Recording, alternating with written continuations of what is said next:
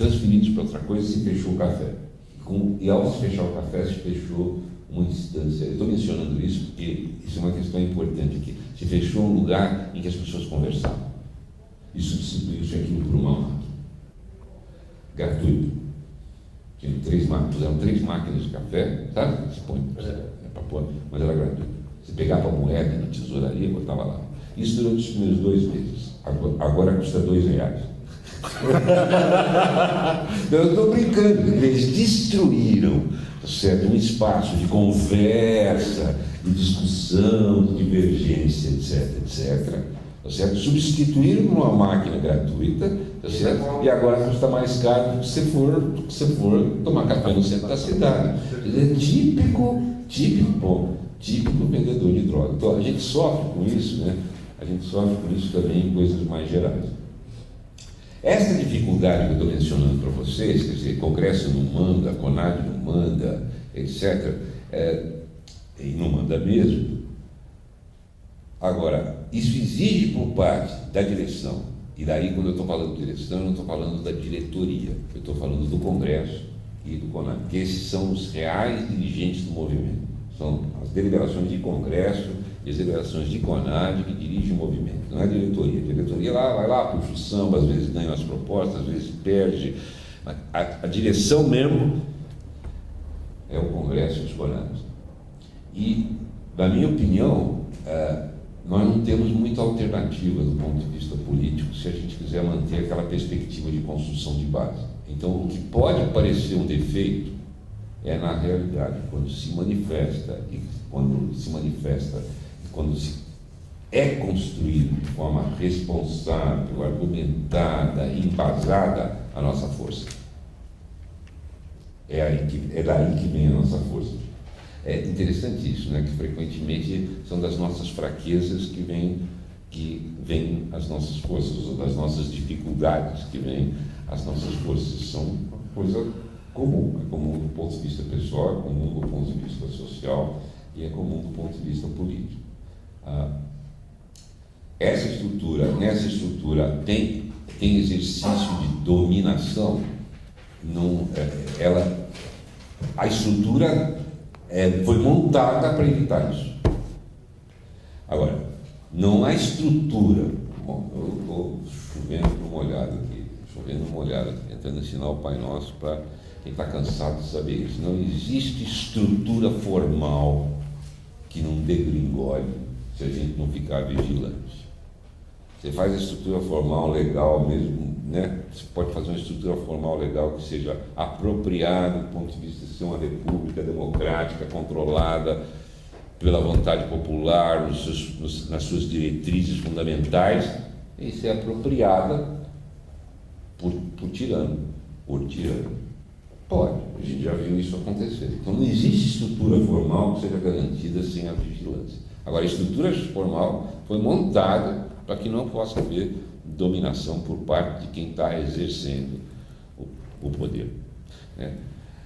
E para que não haja aparelhamento também. Agora, de novo, vigilância absolutamente central, porque, como eu falei, não existe estrutura formal que garanta que as suas finalidades serão cumpridas. Não existe, nem legal, nem social, nem política, nem nada. Vigilância constante. Agora, tem que cuidar para que a estrutura não tenha brechas. Por isso a gente continua acreditando, muito embora, às vezes, o Sindicato Nacional funcione parecido com uma federação de seções sindicais, né? A gente continua acreditando que a estrutura do sindicato é a melhor. Porque a experiência que nós temos com federação pode ser democrática, a estrutura pode ser democrática, não tem problema nenhum, mas a tendência é não ser. Eu não conheço nenhuma federação que tenha eleição direta, por exemplo, para a direção. Como é que é feita a eleição de uma federação? Pega delegado aqui, que você elege delegado em congresso. Pode eleger presidente e dirigente em congresso, pode ser democrático? Pode, não tem problema nenhum, pode. Mas tem que fazer dadas as características e as tradições que nós todos conhecemos no Brasil, eu estou preferindo aqui eleição direta para a direção cada 2 anos. Porque as nossas tradições de prática política, mesmo na esquerda, nem sempre são as com que eu sonhei. Né? Então, não custa nada cuidar dessa história também. Vocês sabem muito bem que um dos princípios fundamentais da República é a transparência, é a clareza. Então, você diz assim, eu quero ver as contas. Por quê? Você está desconfiando de mim? Diz, não, eu quero ver as contas justamente para não precisar desconfiar de você. É um papel fundamental de vocês no Ministério Público, tanto dos promotores quanto dos servidores, é isso, é garantir o funcionamento adequado do princípio de transparência, clareza e justiça do funcionamento da República. No fundo, é garantir tentar garantir, né, o funcionamento prático da estrutura republicana no país. E aí eu diria o seguinte, olha, república, a ideia de república, quer dizer, o sistema econômico, ele sobredetermina o político, na minha opinião. Agora, o sistema republicano, a ideia de república é consistente com muitos modos de produção, né? República Popular da China, mesmo nos velhos tempos. União das Repúblicas Socialistas Soviéticas, República Popular de Cuba, república. Também tem, Estados Unidos também é república, nós também somos república. A Alemanha também é república. A ideia de república, ela é uma ideia que é consistente com vários tipos diferentes de modos de produção. Agora, aqueles modos de produção, se é capitalismo, se não é capitalismo, etc., ele sobredetermina. Mas a ideia está lá, tá certo? A ideia está lá. E, portanto, as questões de impessoalidade, não nepotismo,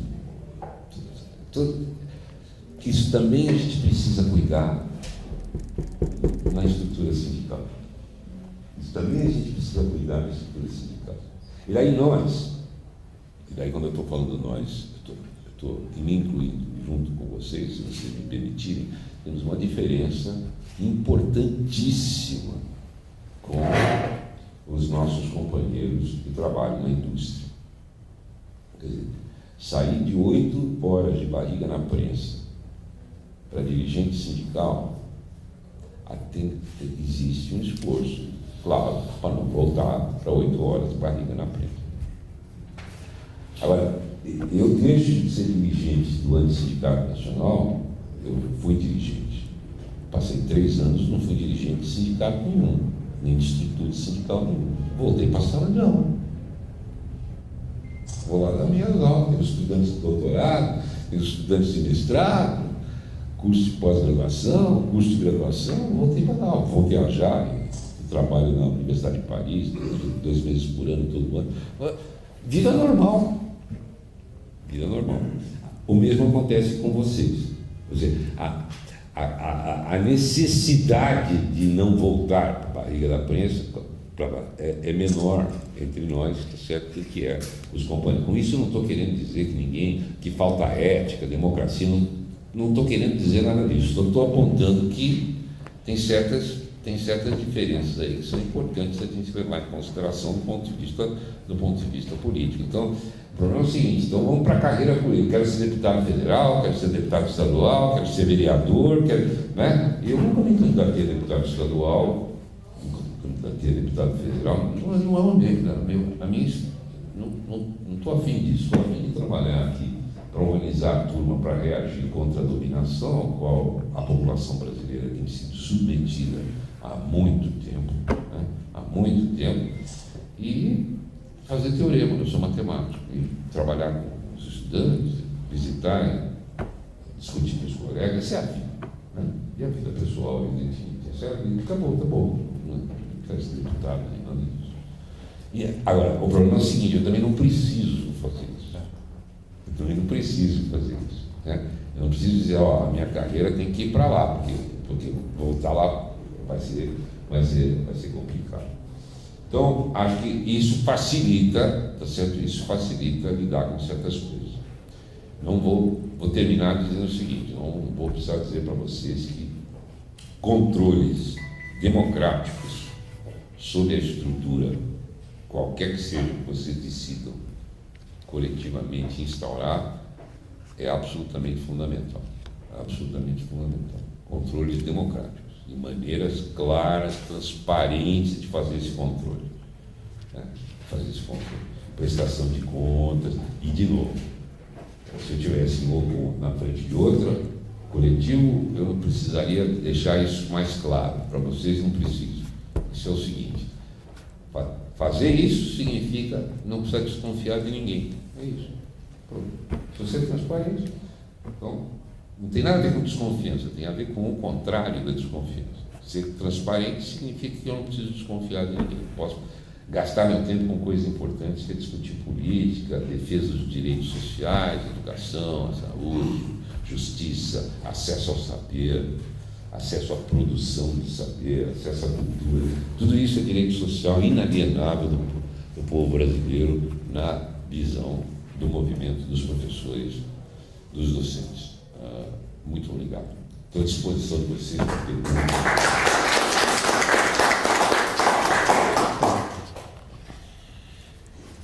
Eu vou abrir a palavra para os colegas aí da plenária para fazerem perguntas do professor. Depois eu tenho umas também. Acredito que a mesa também tenha, os demais membros da mesa têm perguntas ao professor, não? Não? Você tem, Tess? Não? Então vou abrir para a plenária. O Laércio e a Nájila já tinham levantado a mão, né? Aí vocês decidem quem fala primeiro. Depois Darcy. E assim, quem quiser é só levantar a mão só e... Professor, um instantinho, eu estou só desligando essa máquina do inferno aqui.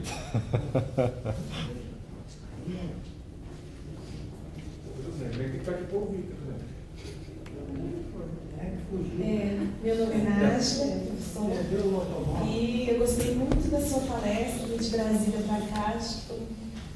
Valeu muito a pena ter vindo, por tudo que vai acontecer para ouvi-lo também.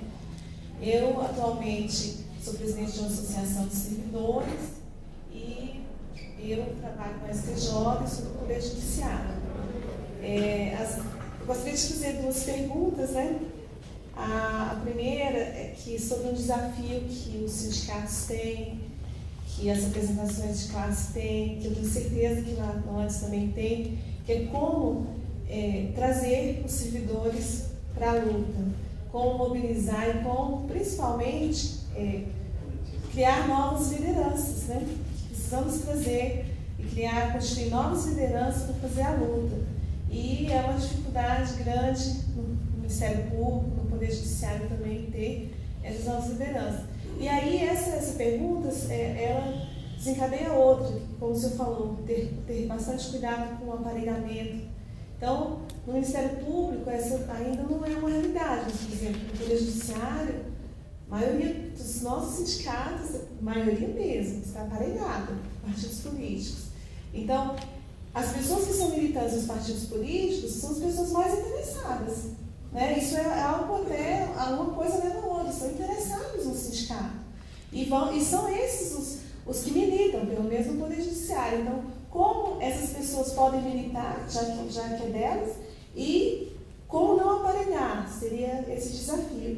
E, por último, se o senhor puder tecer um pouquinho de comentários, como foi essa experiência do antes de sair da CUT e de ir para a CSP com lutas, né? Se foi uma boa experiência ou não. Obrigada.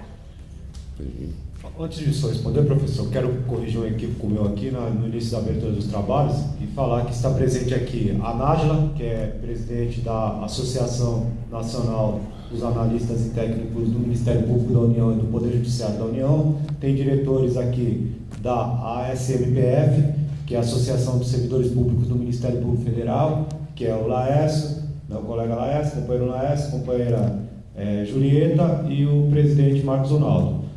Também está presente aqui os diretores da seccional do Sinacempo do Rio Grande do Sul, de Porto Alegre, o colega Darcy, o colega César Castro. Está aqui presente também o diretor da seccional do DF, do Distrito Federal, que é o companheiro Moisés, e também temos aqui representantes, né, de unidades, diversas unidades do MPU aqui no estado de São Paulo, colega de Campinas aqui, colega de Araraquara, e também, né, por fim, temos colegas aqui do...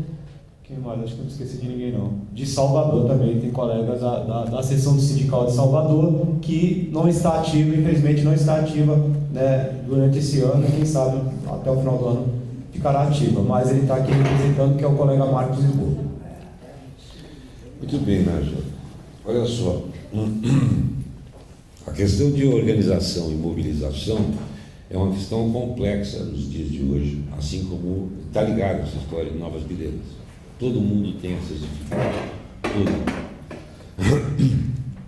Essencialmente porque, e essa é uma questão muito difícil de resolver, essencialmente porque a gente está sob um ataque ideológico muito forte, no sentido de atomizar, fracionar as relações entre as pessoas, tanto as sociais quanto as políticas. Então, passam para a gente a visão seguinte: você vota para prefeito, você vota para deputado, você vota para presidente, acabou o suficiente. Vai boa para cá, vai tratar da sua vida, vai trabalhar. Trabalhe direito que o país funcionará. Né? E se é por algum caso, se por algum acaso você perdeu o emprego, a culpa é sua. Você não devia ter feito aquele cursinho de espanhol e tal. Então, tem um processo, certo, de desqualificar tudo que é feito de forma coletiva. Toda iniciativa coletiva é desqualificada. Além disso, o ciclo do dissenso no interior de uma sociedade é um indicador muito interessante do estado que está a democracia naquela sociedade. Então, o ciclo do dissenso, quer dizer, dissentir, eu não concordo com a proposta da presidente Dilma de fazer isso assim. Isso é um louco. O ciclo, quer dizer, a possibilidade de dissensão consentida do ponto de vista do poder, e vocês devem sentir isso no Poder Judiciário, né? A possibilidade de dizer assim: não, mas eu sou de outra opinião. Foi diminuindo, e daí você é colocado no ostracismo, você é maluco. Né? Então, isso, o individualismo, a cultura que o coletivo, essa história do movimento coletivo não funciona, não dá certo. A falta de enfrentamento da realidade, na realidade que aqueles que são jovens há mais tempo, que estão aqui no plenário passado, tem que enfrentar a ditadura, essa experiência. E você sabe, lá em 68, quando você olhava assim, você dizia: isso aqui não tem saída, não, aqui não é verdade, né? Teve saída. Mas criou nas pessoas, né? Quando você, logo no começo do golpe militar, alguém vinha buscar você em casa, a reação do teu vizinho era a seguinte: alguma ele fez. Demorou 10, 15 anos para o seu vizinho, que não era o vizinho, que não era politizado, certo? Acharam: mas peraí, essa história de vir buscar gente em casa sem dar satisfação, carro sem placa, sem nada, às 2 horas da manhã, isso não está certo. Mas não foi no primeiro dia, demorou 10 anos. Então, essa questão é uma questão de... Agora, por que quem defende esse tipo de coisa apanha tanto? Por que falam tão mal da questão de vamos fazer as coisas coletivamente? Por que falam tão mal das pessoas? Não fiquem incentivando essa molecada, tem que trabalhar, fiquem incentivando essa história de sindicato, reunião, fala mal do governo, não gosta de política educacional, quer discutir tudo. Sabe, está deseducando o rapaz e a moça aí, deixa ele trabalhar direito, progredir na vida, tem uma família para sustentar. Sabe, esse tipo de argumentação, por que batem tanto em quem fala contra isso? Porque ninguém bate um cachorro morto. Se a gente conseguir acender, como acendeu a greve das federais, dá muito trabalho. Como foi a greve de 2000 aqui no estado de São Paulo, como foi a greve de 2004 no estado de São Paulo. Então, tem um biorritmo nessa história que a gente precisa aprender a respeitar e trabalhar, tá certo? E trabalhar no sentido de vamos organizar, vamos discutir, vamos instruir, vamos fornecer informações às pessoas, né? E discutir com uma certa calma. E daí vão pintar novas lideranças no meio de movimentos. É difícil fora disso pintar. E quando pintar as novas lideranças, precisam ser acolhidas. Com todos os problemas, às vezes, né? Porque quem está nisso há muito tempo já fez as discussões, todas as discussões, 30 vezes. Né? E a pessoa senta na cadeira e diz assim, e se a gente fizesse o seguinte, isso aí está errado pelas seguintes 14 razões, preliminarmente, né? Pronto, você levanta dali, vai embora, não volta nunca mais, né? Porque eu também, ninguém aqui nasceu sabendo, né? Então precisa acolher. Agora, acolher não significa ser paternalista, né? A estrutura de debate, crítica e tal, isso precisa ser mantida. Aparelhamento do partido político, veja bem, não tem alternativa a isso, a não ser se meter lá. Não tem alternativa. Assim como não tem como lidar com o período. Não tem. Então, agora, isso é uma discussão. A POSP aqui, a Associação dos Professores do Ensino Oficial do Estado de São Paulo, era controlada lá nos anos 70 e poucos por gente pelego mesmo, pelego no sentido clássico de pelego getulista. Bom, as pessoas estavam preocupadas, e era uma tremenda de uma organização, é o maior sindicato da Central Única dos Trabalhadores, tem 290 mil filiados. Muito bem. O que nós vamos fazer? Nós vamos fazer outro ou nós vamos tomar esse? É uma conversa. E aí qual é a pergunta central? A pergunta central é a seguinte, onde é que está a massa? A massa está lá, então nós vamos tomar. E isso demorou. Na Associação de Docência de São Paulo demorou 10 anos, na POS demorou 12. Entendeu? 12 de serviço. Aqui. 12 de serviço, eleição 2 anos, perdendo a eleição. No caso dos sindicatos metalúrgicos, por exemplo, né, a gente nunca conseguiu ganhar da força sindical lá, aqui do sindicato metalúrgico. Sabe por quê? Porque cada chapa, cada eleição que você perdia a chapa inteira. A chapa inteira ia para uma lista, tá certo, que era distribuída entre os empresários para tirar as pessoas da categoria. Eu até hoje, com amigos e companheiros,